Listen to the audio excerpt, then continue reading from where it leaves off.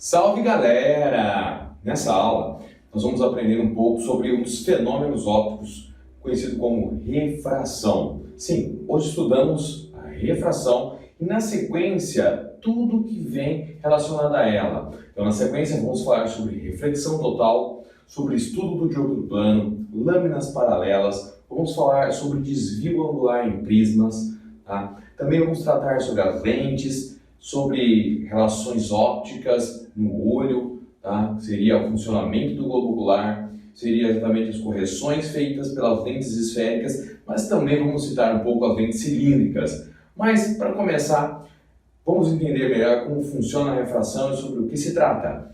Refração, na verdade, é um fenômeno caracterizado toda vez que um raio de luz passa de um meio óptico homogêneo e transparente para outro meio óptico homogêneo e transparente. Ah, mas Jabur, o que é meio óptico? Meio óptico são meios onde a luz pode passar. Tá? Em geral, trabalhamos com meios ópticos homogêneos e transparentes. Se você lembrar da nossa primeira aula sobre fundamentos, eu falei para você sobre os 3 tipos de meios ópticos que existiam, que eram transparente, translúcido e opaco. No nosso caso, como o interesse é observar o movimento do raio de luz sem grandes desvios, sem comportamentos anômalos, nós estudamos os meios transparentes, pois são mais interessantes. E para dizer exatamente que um raio de luz está sofrendo uma refração, que esse fenômeno está ocorrendo, nós vamos pensar no quê? Na velocidade da luz. E é a partir dela que nós vamos nos orientar. Como assim? Simples. Em regra, nós podemos considerar que a refração ocorre sempre que um raio de luz atravessar de um meio óptico para outro meio óptico, ambos homogêneos e transparentes, e durante essa passagem ele sofrer uma mudança na sua velocidade. Toda vez que a velocidade da luz muda ao mudar de meio, nós consideramos que esse raio sofreu uma refração. Mas, Jabur, eu me lembro de ter estudado Snell, eu me lembro de ter visto ângulos, eu me lembro de ter visto desvios do raio de luz. Sim, toda vez que um raio de luz atingir essa superfície de maneira oblíqua, ou seja, na diagonal, ela vai sofrer um desvio. Tá? No entanto, existe um único caso, que quando o raio passa de um meio para o outro, ele não vai sofrer desvio. E por esse motivo é que nós não podemos caracterizar que desvio seria a principal característica. Por quê? Porque eu posso ter refração mesmo sem ter desvio. Mas, Jabur, qual seria esse caso? Eu vou mostrar para você. O único caso em que o raio de luz passa de um meio para outro é quando esse raio de luz atinge a superfície, vamos dizer que eu tenho aqui, uma linha que divide dois meios, o meio 1 e o meio 2. Pode ser o ar e a água, o ar e o vidro, a água e o vidro, 2 meios diferentes. Tá? E esse raio atinge exatamente essa superfície, formando em relação à superfície, um ângulo de 90 graus. Quando isto acontecer, dizemos que esse raio vai sofrer refração, pois a velocidade que ele estava no meio 1 será diferente da velocidade que ele estava no meio 2. Podendo ser maior ou menor, isso aí não é o caso. Tá? Mas tem que mudar a velocidade. Se essas velocidades forem iguais, não é caracterizado a refração, os meus olhos não conseguem observar diferença nenhuma nessa passagem, ok? Então, sempre que mudar de meio óptico, principal característica, mudança no valor da velocidade. E aí, tudo vai se passar em cima dessa comparação. Então, começo mostrando para você um caso clássico que alguns já devem ter visto, que é o famoso raio branco atingindo um prisma. Por sinal, virou capa de um dos LPs, né? Na época ainda era LP, né? Disco de vinil, da banda Pink Floyd. Hoje já existe CD, já avançamos para a mídia digital, mas a capa ainda é válida. Ela mostra exatamente o raio de luz branco, que nada mais é do que a composição de todas as cores, principalmente, né, podemos dizer que são os tons, que dizemos os tons primários, né, os tons de vermelho, os tons de verde e os tons de azul, né, tons de vermelho, vermelho e alaranjado, tons de verde, amarelo e verde, tons de azul, azul, anil e violeta, tá? São as 3 cores primárias da luz. E aí, quando percebemos essa separação essa dispersão, podemos dizer que ocorreu o fenômeno da refração. E essa dispersão acontece porque cada um dos raios, ao atravessar o prisma, adquire uma velocidade diferente. Então, se eu for observar, o que eu tenho que pensar? Bem, se eu tivesse aqui meu raio de luz branco passando sem atingir o prisma, ele faria esse caminho em linha reta. No entanto, quando ele passou pelo prisma, ele sofreu uma dispersão nas cores que o compunham, e cada uma delas, em relação a esse caminho original, sofreu um certo desvio. Tá? Começando pelo vermelho, eu percebo que o vermelho teve um desvio, o laranja desviou mais ainda, o amarelo mais, o verde e assim o azul, o anil e o violeta. O violeta foi o que sofreu o maior desvio. O que nós entendemos? Que quem sofre maior desvio é porque estava mais lento. Ou seja, desvio pequeno, eu estava rápido. Desvio grande, eu estava lento. Em outras palavras, eu posso falar que a velocidade do meu raio vermelho é uma velocidade maior do que a velocidade do meu raio violeta. E como cada um deles sofreu um desvio, é mais fácil desviar, tem menos inércia, por assim dizer, né? O raio que desviou mais. Então, ele tem menos inércia, menos velocidade, né? Bem, essa é a relação base, pensando em velocidade, lógico, tá? E aí, aqui está a nomenclatura para que você acompanhe o que está acontecendo. Eu tenho meu raio chegando na superfície que divide dois meios, meio 1, meio 2. O nome dele é raio incidente.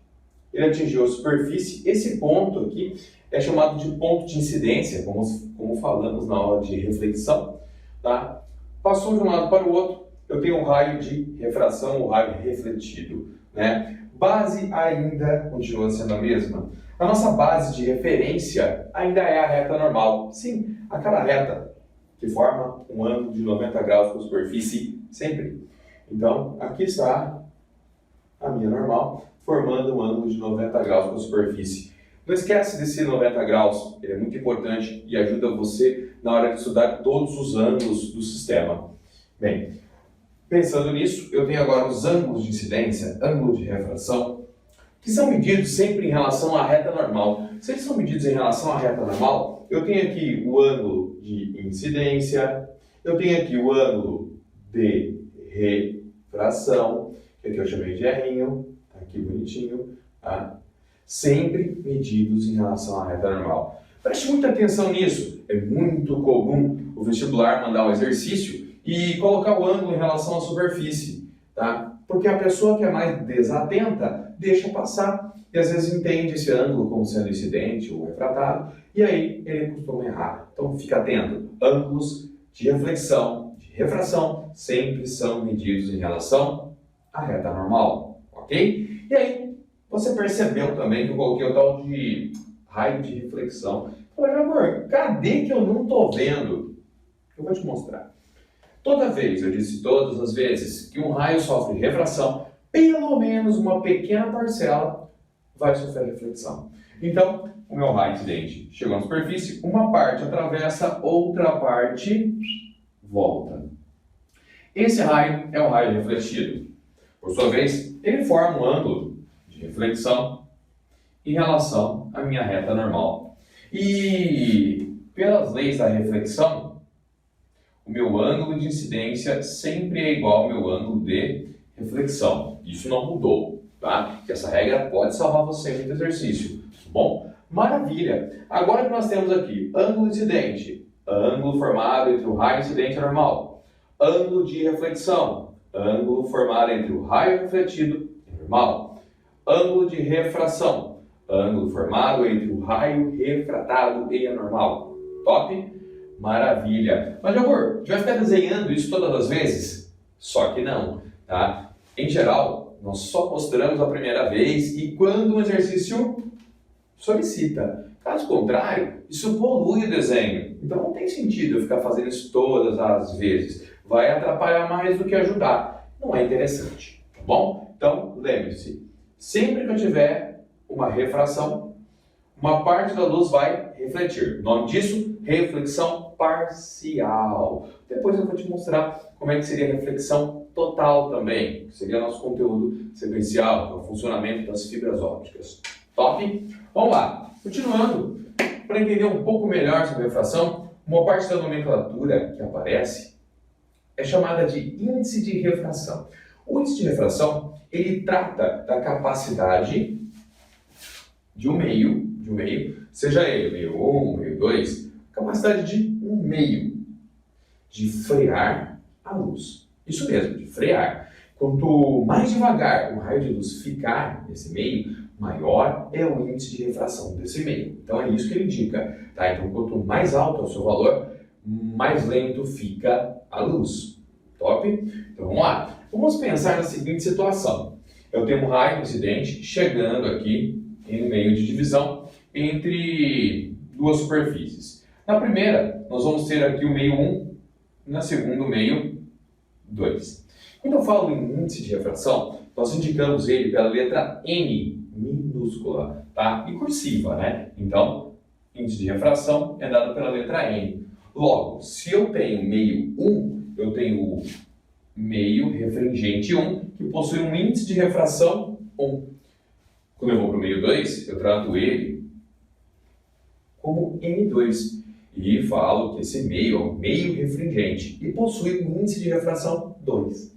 Tá? Quando eu quero descobrir quanto vale esse índice, eu sempre comparo a maior velocidade que existe no universo com a velocidade com que eu desejo. Nesse caso, a maior velocidade que existe no universo, até hoje, é a velocidade da luz no vácuo, que representamos pela letra C. Então, C é a velocidade da luz no vácuo. O valor dela, você tem que saber, é interessante que você saiba, não só para essa matéria, porque eu também posso relacionar na cinemática. Então, na parte de energia, são conceitos muito importantes. Então, velocidade da luz no vácuo vale 300 mil quilômetros por segundo. Em geral, nós colocamos como sendo 310 elevado à potência 5 quilômetros por segundo. Esse é mais comum, tá? Ou no sistema internacional, nós podemos colocar como sendo 300 milhões de metros por segundo, que é a mesma coisa que 3 vezes 10 à oitava. Como em geral trabalhamos muito mais com sistema internacional de medidas, o 3/10 à oitava acaba sendo mais utilizado.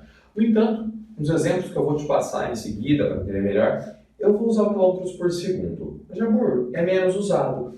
Por isso mesmo, eu vou usar ele para que você possa observar. Nos outros casos, você não vai ter que fazer muitos mesmo, você vai se adaptar. É importante que você veja um que aparece menos. Assim você vai estar sempre antenado no que acontece. Tá bom? E como que calcula isso? Simples. Dá uma olhada como é que eu vou fazer isso. Tá? Se eu quero saber o índice de refração do meio 1, eu comparo a velocidade que eu tenho. Exatamente. Nesse caso, a maior velocidade que existe, que é a velocidade da luz no vácuo. 300 mil quilômetros por segundo, 300 milhões de metros por segundo, tá? Então, é a velocidade da luz no vácuo dividido pela velocidade no meio que eu estou, tá? Então, se eu quero N1, eu vejo a velocidade do meio 1. Se eu quero N2, eu vou fazer a mesma coisa, só que eu vou usar a velocidade do meio 2. Então, velocidade da luz no vácuo dividido pela velocidade no meio 2, ok? Então, basicamente, seria essa relação. Pontos muito importantes. Bem, se eu estou comparando duas velocidades, logo, N não tem unidade de medida. Nós dizemos que ele é adimensional. Vou escrever isso para você. Então, o N é adimensional. Adimensional. Outro detalhe importante. Como a velocidade da luz no vácuo, que é o numerador, é o maior valor que existe, o que eu entendo? Eu entendo que o maior valor que pode entrar no denominador é ele próprio. Sendo assim, o menor valor que ele pode assumir é 1. Tá? Qualquer outro número que entrar no denominador vai deixá-lo um número acima de 1. Então entenda que quando eu falo de índice de refração absoluto, é um valor de n sempre maior, podendo ser igual a 1. No entanto, vou deixar bem claro para você, se ele for igual a 1, significa que a velocidade do meio que ele se encontra é a própria velocidade da luz do vácuo. E se isso acontecer, por exemplo, no caso de um arco-íris, se todas as velocidades ficassem iguais, significa que eu não teria dispersão da luz. Ou, em outras palavras, significa que um raio de luz, quando está no espaço, tá, jamais sofrerá dispersão. Sendo assim, não é possível ter um arco-íris no espaço. Isso acontece porque ele passa exatamente. Ah, Jabor, mas eu vi que acontece no ar. Sim, no ar acontece. Mais difícil, quando ele entra na atmosfera da Terra, muda o meio, né? No vácuo é uma coisa, você tem um meio diferente. Mas quando está chovendo, principalmente quando tem gotículas no ar, observe bem o formato desse prisma. Ele nada mais é do que o formato de uma... Olha lá. O formato de uma gota. Então é como se cada gota de chuva fosse um pequeno prisma. Por isso que quando está chovendo, e alguns talvez brincando com a água da mangueira, né, regando o jardim, já deve ter visto a formação de um arco-íris. Não é dispersão da luz. As gotículas são pequenos prismas. Até por isso, algumas pessoas que acreditam muito em esoterismo usam o famoso prisma d'água, que é o formato de um triângulo, né, às vezes um losango de vidro cheio de água, para dispersar a luz do sol sobre a casa, e assim ela é banhada com a iluminação colorida do arco-íris. Quem acredita nisso entende que traz coisas boas, bons fluidos. Bem, a crença é muito importante. O fenômeno está aqui. Como você acredita nele, ou trabalha com ele, já é outra história. E aí, eu já aproveito o link do que eu acabei de te falar, dizendo que índice de refração tem a ver com frear a luz. Tá? E aí eu quero que você olhe aqui, pensando exatamente na luz vermelha, na violeta, nessa ordem que ela aparece. Entenda, se a velocidade do vermelho é maior do que a velocidade do violeta, isso quer dizer que o índice de refração do vermelho é menor do que o índice de refração para a cor violeta.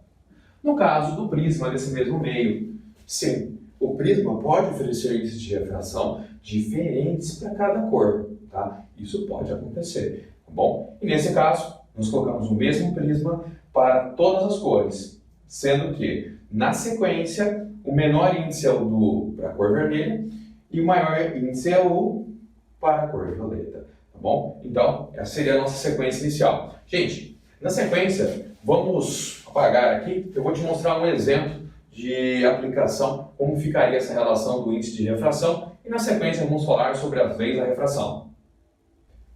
Observe esse exemplo que eu estou colocando para vocês sobre o índice de refração absoluto. Eu tenho exatamente um raio de luz em um primeiro meio, né? Podemos chamá-lo de meio 1, bonitinho. Logo, ele vai possuir um certo índice de refração, que nós chamamos de N1. Quando eu passar para o meio 2, esse meio 2 possui um certo índice de refração N2. Nós vamos observar agora a velocidade da luz em cada um desses meios. Percebam, no primeiro meio, a minha velocidade era de 250.000 km por segundo. No meio 2, a minha velocidade é de 200.000 km por segundo. Bem, observando isso, vamos dizer que eu queira saber quanto que vale o índice de refração do meio 1. O índice de refração do meio 1 seria a velocidade da luz no vácuo pela velocidade da luz no meio 1, que aqui nós já temos. Índice de refração do meio 1 vai ser de 300.000 km por segundo, dividido pela velocidade desse meio, que é de 250.000 km por segundo. Vou aproveitar, cortar o excesso de zeros, né? Corta 4 aqui, corta 4 aqui. Logo eu fiquei com 30 dividido por 25. Se quiser, pode simplificar, né? Simplifica aqui por 5, aqui por 5. Logo, eu posso falar que o meu índice de refração do meio 1 é de 6/5. Você fala assim, Jabor, posso parar numa fração? Bem, pode, não é proibido. Mas vamos dizer que você queira continuar aqui também, não é proibido, tá? Você pode fazer a continha e aí você vê que o índice de refração desse meio é de 1,2. Lembrando que ele é adimensional. Então, se ele é adimensional, é apenas um valor comparativo. Agora, vamos lá. Eu tenho aqui o índice de refração agora do meio 1. E o meio 2, como é que fica? Mesma coisa, só que com um valor de 200 mil. Então, como é que ficaria isso? Eu teria o índice de refração do meio 2 como sendo velocidade da luz no vácuo pela velocidade no meio 2. Logo, eu teria 300 mil dividido por 200 mil. Então, 300 mil dividido por 200 mil. Mesma história, vou cortar o excesso de zero. Logo, meu índice de refração, N2, vai ser igual a 3 meios. Jabor, posso parar aqui em fração? Pode. Posso continuar se eu quiser escrever em decimal? Pode. Nesse caso aqui, 1,5. Tá?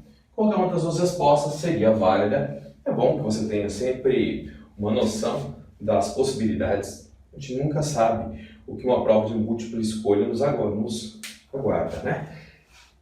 Observe um detalhe. O índice de refração do 1 é menor do que o do 2. Agora, olha as velocidades. Tá vendo? O local onde o índice é menor, a velocidade é maior. Tá? Lembra que eu te falei? Quanto maior o valor do índice, mais lento fica o raio de luz. Então, aqui ele está com 200 mil. Top? E é lógico, nós temos também o outro meio de se comparar, né? O índice de refração relativo. O relativo, geralmente, ele vem como um complemento do absoluto, ou muitas vezes para apresentar uma maneira diferente de olhar as leis da refração, que nós vamos falar daqui a pouquinho. Como é que funciona o relativo? Bem simples. Eu tenho a mesma história do anterior. Um raio de luz chegando no meio de separação, traça a reta normal. Nunca se esqueça de traçar a reta normal. Em geral, ela não vem traçada, tá? Tem exercícios sim que apresentam, mas não apareceu, é você quem deve lembrar disso, tá? Então, lembra sempre. Normal, 90 graus com a superfície. Raio incidente forma com a normal um ângulo de incidência. Se eu estou aqui no meio 1, então eu tenho um índice de refração do meio 1. Passei para o meio 2, logo meu raio virou raio refratado. E aí ele formou com a normal um ângulo de refração.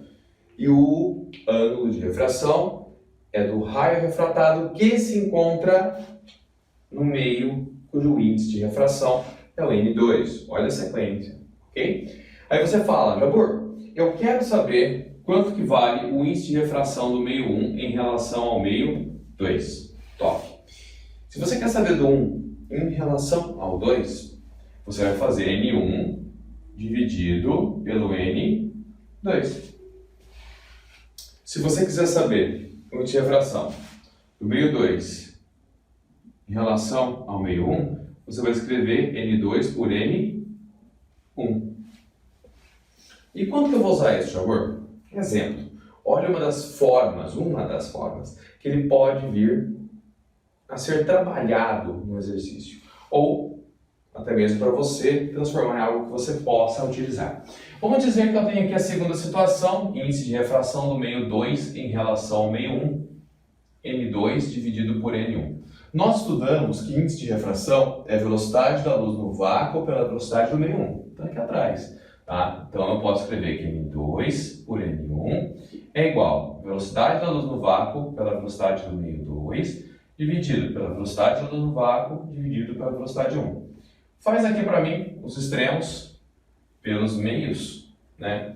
Eu posso reescrever esse índice de refração de 2 em relação a 1 como sendo C vezes V1 dividido por C vezes V2. Tá? Vou cortar aqui C com C. Logo percebi que o índice de refração de 2 em relação a 1 será escrito em termos de velocidade, como sendo a velocidade do 1 dividido pela velocidade do meio 2. Ok? Guarda bem isso, pode ser muito útil para você. Você percebeu que quando eu falo de índice relativo, os termos das velocidades são opostas aos termos dos índices. Fica esperto, tá? E aí entram as leis da refração. Bem, a primeira lei, eu costumo dizer que ela não é algo assim, nossa, mais importante. Tem que ter noção, porque já apareceu em questões de somatória, mas é muito simples. E na prática a gente usa muito pouco. Então, como é que funciona a primeira lei? Ela fala que o raio incidente, o raio refratado e essa reta que é normal, tá bom? Então tá aqui, raio incidente, raio refratado e normal são coplanares, ou seja, se encontram em um mesmo plano. Por que eu falo para você que ela não é tão assim? Simples. Eu fiz todo esse desenho em um plano chamado lousa. Você, se estiver copiando, fará isso numa folha plana. Em geral, nós já trabalhamos em um plano, tá? Então, basta eu entender o que eu estou fazendo, que eu já sei a primeira lei. E a segunda lei? Bem, a segunda lei é muito conhecida, tá? Ela é chamada também de lei de Snell. Guarda a lei de Snell, ela é muito útil não só na óptica, mas também na parte de ondulatória. Ela é algo muito, muito importante. Vou até mudar a cor da minha caneta para te mostrar e destacar bem ela, porque ela é muito importante. Como é que ela funciona? Bem simples, olha só. Olha para cá. Você tem um ângulo incidente no meio 1, percebeu? O raio refratado tem um ângulo de refração que está no meio 2. A regra de Snell fala que o seno do ângulo incidente vezes o local onde ele está, nesse caso meio 1, tá? Meio 1, é igual o seno do ângulo refratado vezes o local onde ele está, que é meio 2. Meu amor, é um produto tal, é até fácil, né? Porque eu não precisava nem saber quem é o incidente, quem é o meio. Era só olhar o ângulo e o meio que ele estava, né? Sim. Essa seria a relação raiz que a gente fala, né? Relação raiz de Snell. Mas o pessoal às vezes gosta de associar senos e índices. Tudo bem, a gente faz isso. Quem está multiplicando, passa dividindo. Logo você vai ter o seno de I dividido pelo seno de E. Mantém o N2 ali. Quem está multiplicando, passa dividindo. E talvez você já tenha visto a equação de Snell com esse formato. Se você gosta dele, utilize. Eu prefiro o primeiro. Exatamente por não ter que identificar quem é cada um, quem é o ângulo incidente, quem é o refratado. Basta olhar o ângulo e meio. Faça o produto linear, mais simples. Mas vai que você precisa, né? Ali está a função. Detalhe, vou complementá-la. Aqui. N2 por N1, ó. É a mesma coisa que V1 por V2. Então, talvez você também já tenha visto ela num formato mais complementado, que seria esse daqui. Esse daqui, que a gente fala, seria uma equação Nutella, né? Por que equação Nutella? Porque ela já é toda cheia de frescurinha, toda modificadinha. Não chega a ser uma equação, é mais uma relação modificada. A raiz mesmo do Snell seria linear, né? Aquele produto, aquela coisa bruta, tá? A gente fala a parte fundamental, a parte base. Galera, beleza. Isso daí então seriam as relações de refração, tá? E nesse caso aí, exemplos de índice de refração absoluto, relativo e como que funciona exatamente as nossas leis de refração. Guarda principalmente essa parte da lei de Snell, mas não despreza índice absoluto, porque andou aparecendo em vestibulares, então é muito importante. É uma relação pequenininha, mas muito, muito importante. Ok? Galera, espero que vocês tenham entendido. Aquele abraço e lembre-se que o Hulk esmaga e você esmaga no vestibular.